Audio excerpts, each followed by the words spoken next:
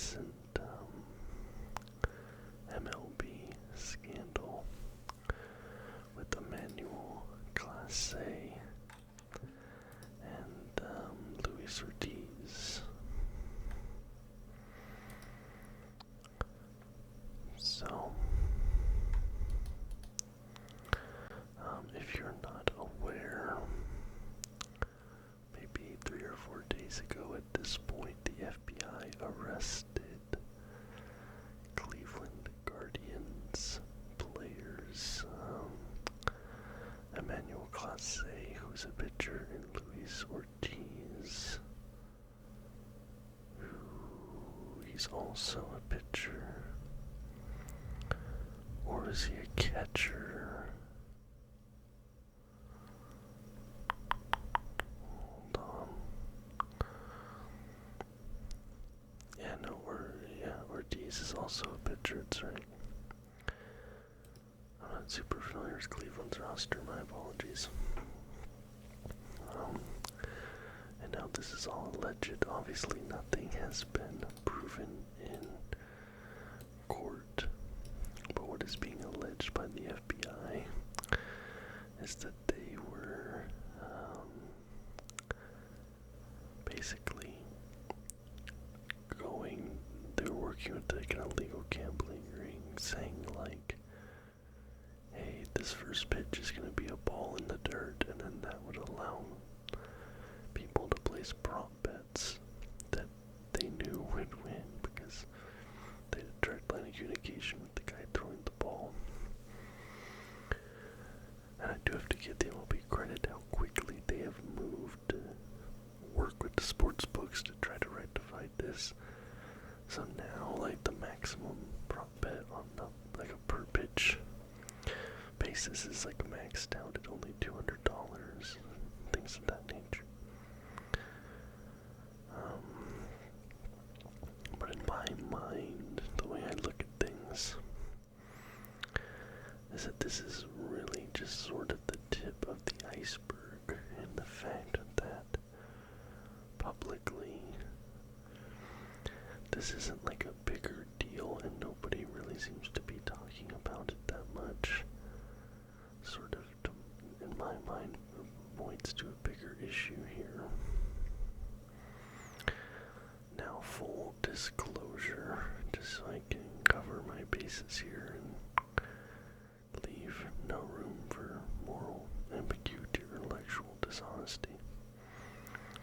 I do work adjacent to the gambling industry here in Australia. I do marketing for a group that owns multiple venues in multiple different sectors, and 2 of those venues are gambling venues. The majority of the venues are not, but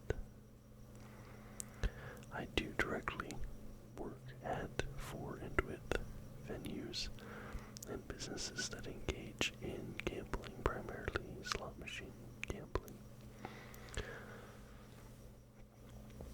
So just so I get that out of the way before I start talking about how I dislike sports gambling and now my history with it. I think I have only placed 1 or 2 sports bets in my life. I couldn't tell you when, on what teams, using which platform, and yet that I truly don't remember. It's been a number of years since I've done it. Both of them were done online. One of them using a legitimate sports betting app while I was in Las Vegas. I believe it would have been like BetMGM or William Hill or something like that. And then one of them was using a crypto based platform. And I can't remember if I won or lost either of those bets. I have played slot machines a number of times over the years in Las Vegas, primarily when I would go on vacation there. always like very careful, like having a hard limit, never withdrawing and playing with more money than I can afford to lose, this, that, or the other. I am very fortunate that I do not have an addictive personality. Even things that people say are very addictive and have been proven to be very addictive according to like all research. For some reason, I don't know if it's my brain chemistry or something like that. I just don't get addicted to things. I can stop things just as easily as I start them. Case in point, in my late teens, early 20s, I was a cigarette smoker. Never a heavy smoker, but I'd probably go through like a pack a week, maybe 1 to 2 cigarettes a day. Primarily only smoking socially with friends, things like that. And I one day just decided I didn't want to anymore, and that was that.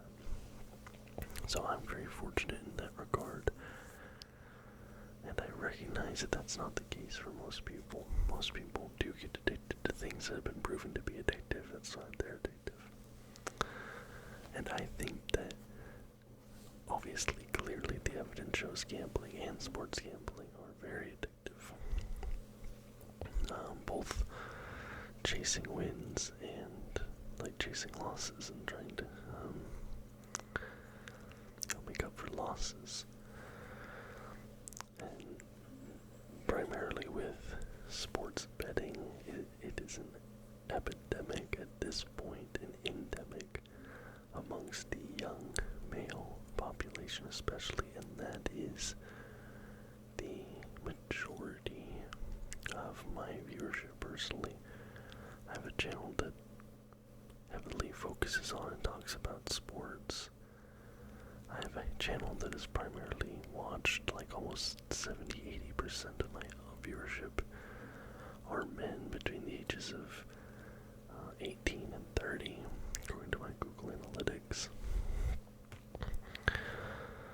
So, this is the primary demographic that is into sports betting, and I have purposefully taken the position to blacklist sports gambling ads on my videos, as well as a few other categories. I have political ads blacklisted, I have gambling ads blacklisted, and I have alcohol ads blacklisted on my videos.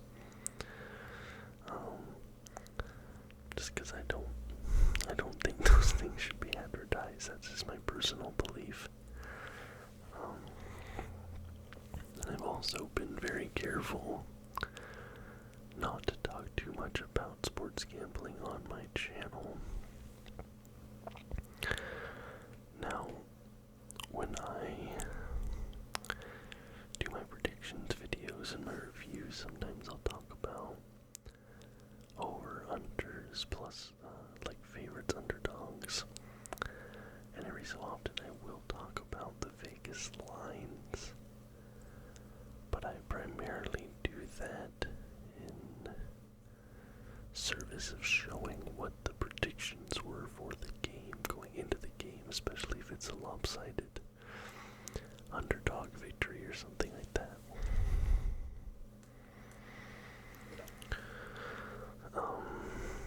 And I have had people multiple times asking me to do videos like talking about sports gambling or going in and like placing bets, giving my picks or bets for the week, and I have purposefully never done a video like that.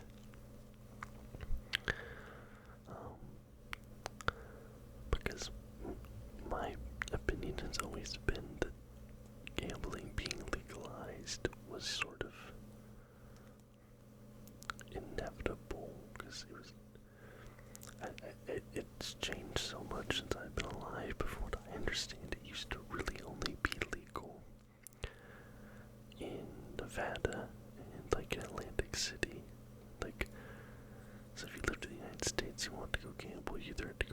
Vegas or Reno or go to Atlantic City. And then the Native American casinos started to pop up. And then now it feels like the cat's sort of out the bag, and gambling, I'm pretty sure, is legal just about everywhere. I don't know exactly what the law is at the moment, but it's everywhere. And my honest opinion, even if I disagree with it, has always been that it should be legal, and that something either has to be fully legal or fully illegal, having some sort of two-tier system where, oh, well, you can do this thing, but only in this zip code, and only in this location. Like, those small allowances will always snowball into just having it be everywhere. And honestly, prohibition doesn't work. We've been over that. Historically, we know banning something does not work. People will still seek it out, and they'll still get their hands on it. And at that point, you're shifting all of the culpability to a black market, and that does not have positive outcomes for the end users. There's no accountability. There's no oversight. I think where possible, where feasible, more things should be legal to allow for oversight and accountability in gambling. I think it should be legal, but should be more regulated than it is. And I think the big problem, there's multiple problems, but some of the ones that stand out to me is specifically from a sports betting standpoint, and I think that sports betting is particularly more prone to this line of thinking than like a slot machine or a blackjack table. I think a lot of young men in particular, but I do know there are women who do sports gambling, but talking to my demographics here on my channel, view gambling, particularly sports gambling, as like a feasible, if not like one of the only, or one of a small number of feasible options or feasible avenues to actual financial like independence, stability. Because right now, with the economy, the job market, especially for people just trying to enter the job market, being in such a bad, unhealthy spot, or even if you get a job, maybe your hours aren't great, or the pay isn't great. There's a lot of people who, they have a lot of financial insecurity at the moment, and a lot of young men specifically. I see this concept like, okay, well, if I'm just smart enough, if I'm savvy enough, if I have a good enough system, I can use sports gambling, and I don't have to work. I can, this will support my life. I can be wealthy. I can be financially independent. And I'm not saying that that's 100% impossible, because there obviously are people in this world who have accomplished that. They have. And it'd be disingenuous to act like they haven't. But they are the extreme outlier. They're the 1%, the 1%. And you cannot live your life under the assumption that you will be the 1%, the 1%. You have to live your life assuming, like, okay, I'm more likely than not gonna be the person who's in the statistically larger group. That's just how it works. So, I need to plan accordingly. And I think it's a very toxic attitude that, young men especially will forego personal development, professional development, in other areas of their life, and focus so much of their time, their money, their resources on trying to get better at sports gambling, looking for different bets. You see degenerates, being in Australia, watch the Australian Basketball League, the National Basketball League, and the YouTube live comments are full of people who are just watching the game for the purpose of placing these bets. They have these parlays. There's people staying up watching like low-tier sports in foreign countries that they probably don't even know where they are on the map. Because they found some shady website to try to bet on these games. It's becoming increasingly more common behavior. Let me see. Let's see if I can find the number. According to a 2025 survey by Siena College, 48% of American men aged 18 to 49 have an account with at least one online sport book. So 18 to 49, this group is the most active demographic in online sports betting with 54%, so 54% of that 48%, placing bets at least once a week.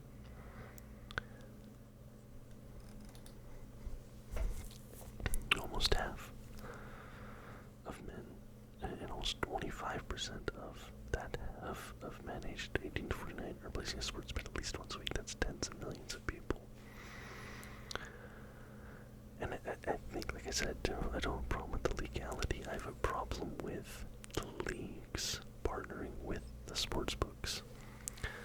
They should be two separate entities. The league should be here, the sports book should be here, and if anything, they should be at odds with each other. The leagues especially need to be the primary source, or the primary engine behind pushing back against the betting. But at the moment, they have taken these multi-million-dollar deals to integrate with these sports books. And now we're seeing things like this Emmanuel Classe thing. Last year we had John Day Porter. Earlier this year we had Terry Rozier and Chauncey Billups, although Chauncey's was like poker or something. And then obviously we had the big Ippei Mizuhara Shohei Ohtani scandal, which rocked the sports world. And honestly, like, if you've not read that indictment, if you're one of those people who still bear the idea that you think Shohei was involved, go read that federal indictment. It is, like, harrowing stuff. And it's a great example, like, all these people have ruined their lives over trying to get a few extra grand when they were already multi-millionaires set for life. Classe and Ortiz, these guys were both on $1 million plus multi-million-dollar contracts. They're professional baseball players. They had career earnings in the tens of millions. They would have retired with tens of millions of dollars in the bank. They come from the Dominican Republic, which I don't think I'm speaking out of line when I say it's a very poor country. They had achieved a level of success in financial achievement that is I'm sure was unthinkable to them at one point in their life. They could have never dreamed of, growing up and having the sort of money they have now, where they can, basically do whatever they want, and they threw all of that away for a few grand, like 12 grand, I think, in their case. And John Day Porter would say, okay, yeah, you were struggling, you were in the G League, but you were an NBA player, you're on a guaranteed contract. You're still a millionaire, and again, just a few grand. Ippei Mizuhara, obviously this was millions and millions of dollars. He had a legit big gambling addiction problem. And he threw away the easiest, cushiest career he could have ever hoped for, a friendship with Shohei. Like basically Ippei could have coasted on being the translator friend and made hundreds of thousands of dollars, not millions of dollars, during like a 10 plus, 12 plus year career with Shohei. And he didn't have to do any of that, and he threw all that away. Now, granted, it wasn't a few grand, it was, millions and millions, but still. And I think gambling in general creates this sort of mental loop where nothing is ever enough, because you always think like, oh, if I would have because it was slots. Like I know people have done this. They like get a win on a slot machine. Maybe it's a big win, like a couple $100. Like, oh, imagine if I would have done a max bet. Might not, it would have been this much. So they can't even be happy with how much they've won because their mind immediately just starts thinking, well, how much more could I have won? And then they'll throw all that money away that they just won, which they didn't have before, trying to chase an even bigger payout. Because it's like, gambling is not a pathway to financial security and wealth. It's actually a pathway to the opposite, to financial ruin, poverty. There's a reason they call the lottery a poor person's tax. And I think too many people have just gotten the wrong idea about the role gambling is meant to play in their life and their future. And it's affected the way we've watched sports as well. Like, I sort of dislike fantasy sports for the same reason, but gambling is so much worse. There's people who, let's say it's basketball season, they'll load up their app in the morning before the games have started, and they'll be like, give me this player on the Raptors getting this many rebounds, this player on the Lakers getting this many points, da-da-da-da-da. Then they'll sit there and watch those games, and they'll be on the edge of their seat, and their emotional roller coaster is just like this. They'll be like, oh, boom, boom, boom, and then eventually when their 10-leg parlay doesn't hit, their mood is ruined, they've lost money. It's like, it is not healthy. Like, you're basically mentally and emotionally abusing yourself every single day. The human body, the human brain, the human psyche was not designed to withstand these emotional ups and downs, highs and lows that you put yourself through in long-term exposure to that, those flows and rushes of dopamine, serotonin, and all that is actually physiologically damaging and will change your personality.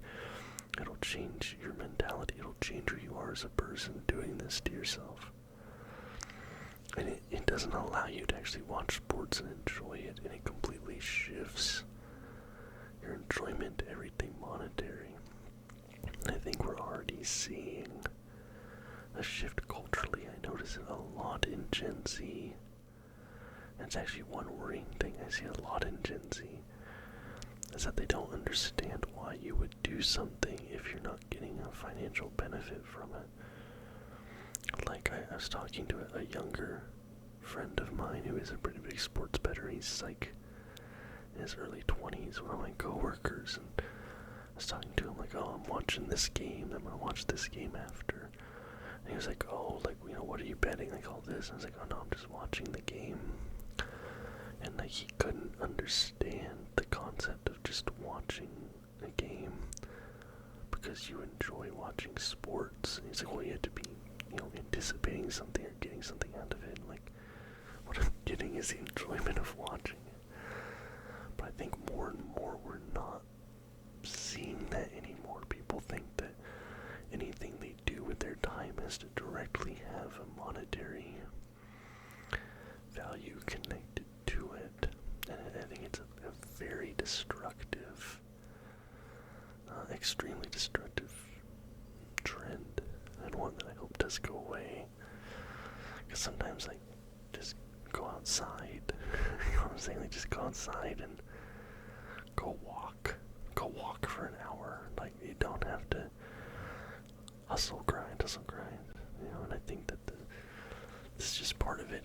And players are getting death threats from fans. People are screaming in the stands, and it's leading to antisocial behavior, which we've already seen a rise in antisocial behavior the last 3 or 4 years. Like, basically all statistics, all graphs, all studies are showing people are angrier than ever. They're more paranoid than ever, less trusting than ever, more unsure of the future than ever. And it's all just this culmination. I think that the gambling and sports gambling epidemic has really played a role in that. So that's just my opinion on all this. I think I got a little bit off track in a couple spots. guys, let me know your thoughts about this whole thing in the comments down below. I'm sure there'll be plenty who disagree with me, hopefully plenty that agree with me as well. But if you liked the video, please leave a thumbs up and subscribe to the channel for more content just like this every single week. Until next time, guys. Bye bye.